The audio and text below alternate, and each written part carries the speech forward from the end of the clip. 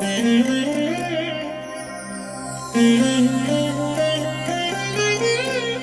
దినం పరము నుండి దిగివచ్చు మాట. ఇది నీ జీవితానికి వెలుగుల బాట. నీ ఒడిలో ఉంచబడిన దీవెనల మూట, అద్భుతాల ఆనంద ఊట. మార్చి 30 సంవత్సరమంతా మీరు బైబిల్ చదివి ముగించడానికి ఈరోజు మీరు చదవవలసిన లేఖన భాగం ఉదయం న్యాయాధిపతులు 9 మరియు 10 అధ్యాయములు, సాయంత్రం లూకా సువార్త 5వ అధ్యాయము 17 నుండి 39వ వచనం వరకు. ప్రియమైన దేవుని బిడ్డలారా, ఈ ఉదయకాల సమయంలో ప్రభు కృప మీకు తోడైనగాక. ఎలా ఉన్నారు? బాగున్నారు కదా?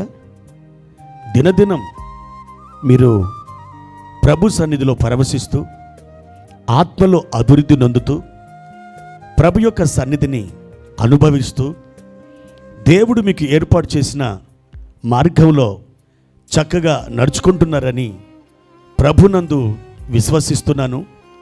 మీరు అలాగే నడుచుకుందురుగాక. ఆయన కృపాక్షేమములు మీకు తోడుగా ఉంచునుగాక.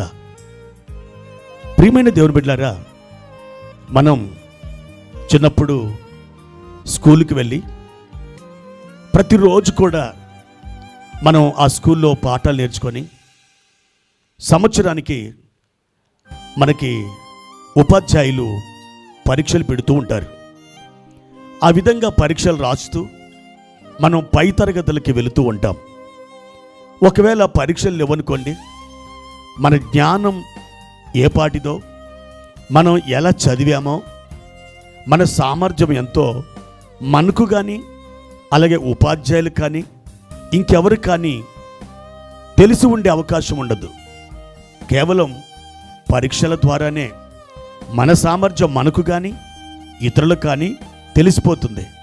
అయితే ప్రభు నమ్మిన మీరు తెలుసుకోవలసినటువంటి విషయం ఏంటంటే, మన ప్రభు కూడా మనల్ని పరీక్షిస్తూ ఉంటాడు.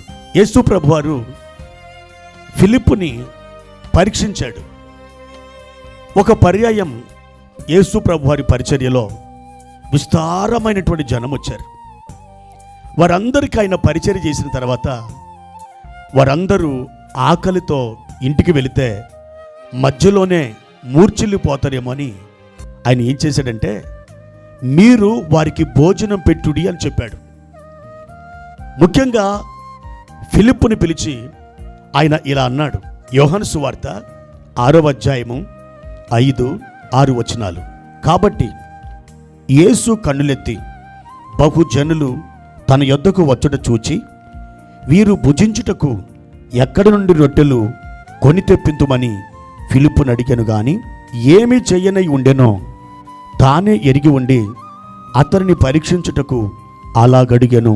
ప్రియమైన దేవుని బిడ్డలారా, ప్రభుకు తెలుసు ఈ ప్రజలందరినీ నేను ఎలా పోషించబోతున్నానో, ఎలా తృప్తిపరచబోతున్నానో ఆయన ఎరిగి ఉన్నాడు. కానీ ఆయన ఫిలిప్పుతో అంటున్నాడు, ఫిలిప్పు, మీరు వీరికి భోజనం పెట్టుడి. ఫిలిప్పు ఆశ్చర్యపోయాడు. ఆయన లెక్కలేయటం మొదలుపెట్టాడు. ప్రభువా, వీరందరూ కొంచెముగానైనా వారు భుజించడానికి 200 దేనారముల రొట్టెలైతే సరిపోతాయి అన్నాడు. అది కూడా కష్టంగానే. ప్రియమైనటువంటి వాళ్ళారా, యేసు ప్రభు అతనిని పరీక్షించడానికి అలా అడిగాడు. ఆయన ఏం చేయబోతున్నాడో తెలుసు. కానీ అక్కడ ఏం జరిగింది? చిన్నపిల్లవాడిచ్చిన ఆ 5 రొట్టెలు 2 చేపలతో యేసు ప్రభు వారు 5,000 మంది కంటే ఎక్కువ మందికి ఆయన ఆహారాన్ని పంచిపెట్టాడు. కేవలం పురుషులు మాత్రమే 5,000 మంది ఉన్నారట. స్త్రీలు, పిల్లలు ఒకవేళ మనం లెక్క పెడితే సుమారుగా అందరూ కలిపి 20,000 మంది ఉండొచ్చు. వారందరికీ ఆ 5 రొట్టెల్ని 2 చేపల్ని ఆయన పంచి వారి తృప్తిపరిచాడు. ఆయన పరీక్షించే దేవుడు. అలాగనే కనాను స్త్రీని కూడా యేసు ప్రభు వారు పరీక్షించారు. ఆమె కుమార్తె దెయ్యం బట్టి మిక్కిలి బాధపడుతుంది. దావీదు కుమారుడా నన్ను కరుణించుము, దావీదు కుమారుడా నన్ను కరుణించుము అని కేకలేస్తున్నప్పుడు ఒక్క మాట కూడా ఆమెతో చెప్పలేదు ప్రభు. శిష్యులు కూడా అడిగారు, అయ్యా ఆమెని పంపించి వేయొచ్చు కదా అని. యేసు ప్రభు వారు ఏమీ మాట్లాడలేదు. ఆయన అంటున్నాడు, ఇశ్రాయేలు ఇంటివారై ఉండి నశించిన గొర్రెల యొద్దకే నేను వచ్చి తినన్నాడు. అయినా ఆమె కేకలు వేస్తుంది, ప్రభును బ్రతిలాడుతుంది. పిల్లల రొట్టె ముక్క తీసుకొని కుక్క పిల్లలకు వేయట యుక్తం కాదని చెప్పినా కూడా ఆమె ఆయన వెంబడించింది. అప్పుడు ఆమె ప్రభుతో అన్న మాట ఏంటంటే, అయ్యా తమ యజమానుల ఆ భోజనపు బల్ల మీద నుండి పడినటువంటి ఆ రొట్టె ముక్కలు ఏరుకొని తింటాయి కదా, అలాంటి కుక్క పిల్లల్లో నేను ఒక దాన్ని. ఆ విధంగా తగ్గించుకుంది. అప్పుడు ప్రభు, అమ్మా నీ విశ్వాసం గొప్పది అని చెప్పి ఆమె కుమార్తెను స్వస్థపరిచారు. నా ప్రియమైన దేవుని బిడ్డారా, ప్రభు మనల్ని పరీక్షించువాడుగా ఉన్నాడు. ఒకవేళ ఈ రోజున ఈ సమస్యలు, ఈ బాధలు, ఈ కన్నీరు, ఈ దుఃఖం మీకు ఇలా ఉండడానికి ఆయన మిమ్మల్ని పరీక్షిస్తున్నాడేమో. కాబట్టి మీరు ధైర్యం తెచ్చుకొని ముందుకు వెళ్ళండి. ఈ పరీక్ష తర్వాత ఒక అద్భుతమైన ప్రమోషన్ ఉంది. దేవుడు మిమ్మల్ని ఉన్నతులుగా మార్చబోతున్నాడు. దేవుడు మీకు తోడైనుగాక. ప్రార్థన.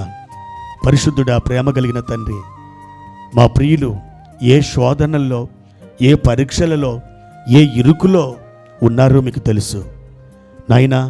వారిని దర్శించి బలపరిచి ఆశీర్వదించి వర్ధిల్ల చేయమని తండ్రి, గొప్ప పదోన్నతి వారికి దయచేయుమని, ఉన్నతమైన కృపలతో నింపుమని యేసు నామములో అడిగి వేడుకుంటున్నాము తండ్రి. ఆమెన్.